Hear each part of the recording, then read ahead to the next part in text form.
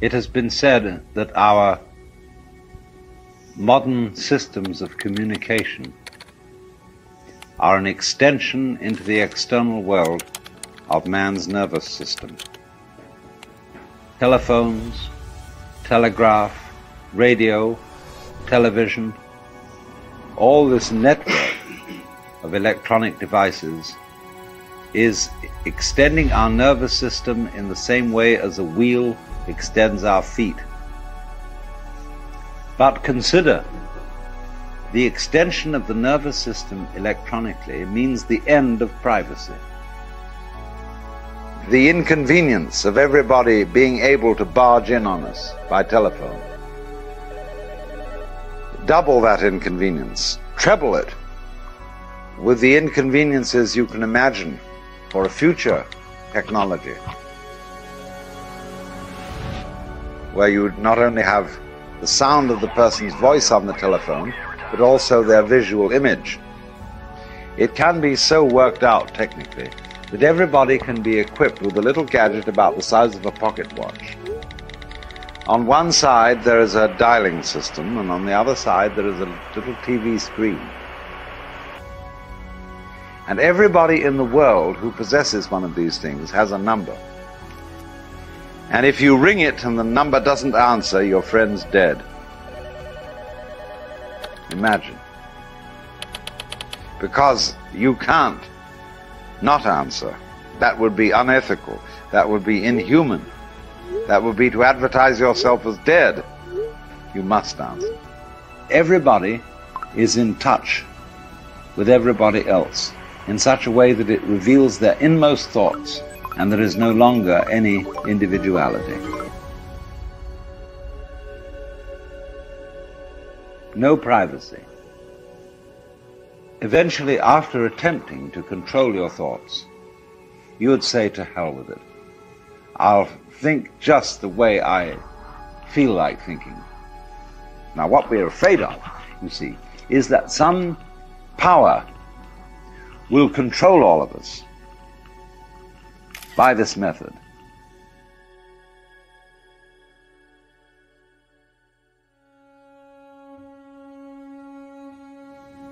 But that power must be the one individual whose thoughts are not public.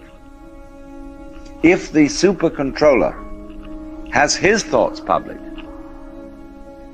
then he can't be in that position. If everybody is circuited, so his private thoughts are public knowledge to all his friends and relations and to the controller, but the controller's thoughts are not public knowledge, then you have a system which is a real dangerous kind of dictatorship. In this way, we feel that our individuality depends on our privacy. Insofar, in other words, as electronics is making everybody available to everybody else, we are discovering through technology a state of affairs which in fact has existed all the time. The first thing that human beings created on this planet to communicate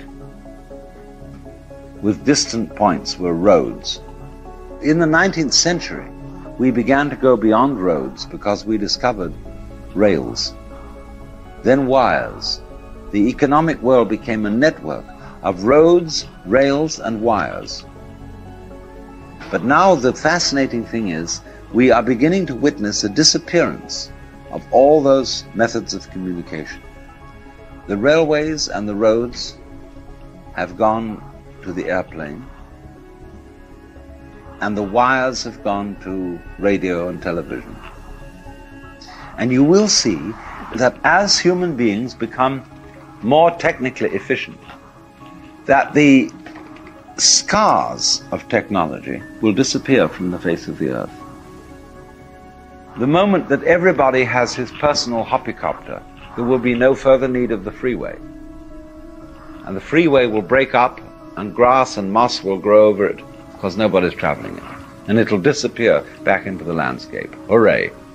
And these ridiculous automobiles in which we each travel around and make a nuisance of ourselves, but they will vanish. because they simply are not technologically efficient.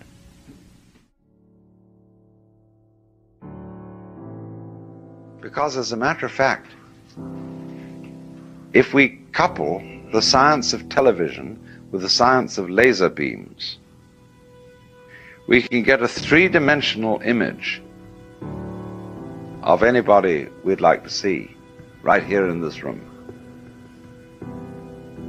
In other words, you can contact your friends in New York and you can assemble them all together in laser beam images by, as it were, dialing each one and say, can you come on, can you come on, can you come on? Then we can have a laser beam created three-dimensional image of anybody you want to talk to sitting right in this room, so that the same conference is happening in 5 different places. Let's say there are 5 people involved. In each one of them, there's one of them there who thinks he's authentic. By means of further electronic technology, every one of these 5 people are not only visible to each other, but also their inmost thoughts are clear to each other. There is no concealment. We would go on from this, that just as the roads have disappeared and the wires disappear, eventually the electronic gadgetry will disappear. And the electronic network that communicates from person to person will eventually become ESP. We will get it from each other without any need for an electrical gadget, by telepathy. Because you see, what all technology is doing, it's not creating a new situation, it is discovering what has always existed. When we started to use conscious attention as our main faculty of understanding the world and communicating with each other, we became ignorant of all the other methods of communication that exist, because we specialized on one.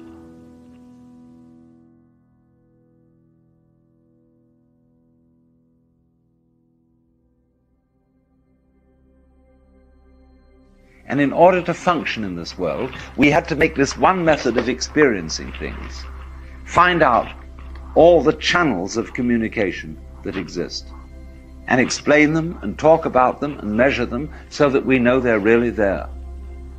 All it is actually doing, it is discovering the routes of communication that have always been there. Let's suppose we eventually discover that we don't need radio and that we don't need television because we have ESP. The first step is we make an electronic model of ESP. But then we discover that we don't need the model. We can do it anyhow. Just like homing pigeons have radar built into them, and white-throat birds can navigate by the stars. When we have finally no need to travel, to telephone, to communicate by any technical method whatsoever, because we all instantly read each other's thoughts. Is that the point? Is that what we wanted, the thing we were trying to get? You find there's still something beyond that. Because when you can read everybody else's thoughts, you will find that reading somebody else just like reading you. Knowing somebody else's mind is pretty much like reading your own mind. Yeah, there are some little variations that are of interest, but basically, to know you thoroughly would be like knowing me thoroughly.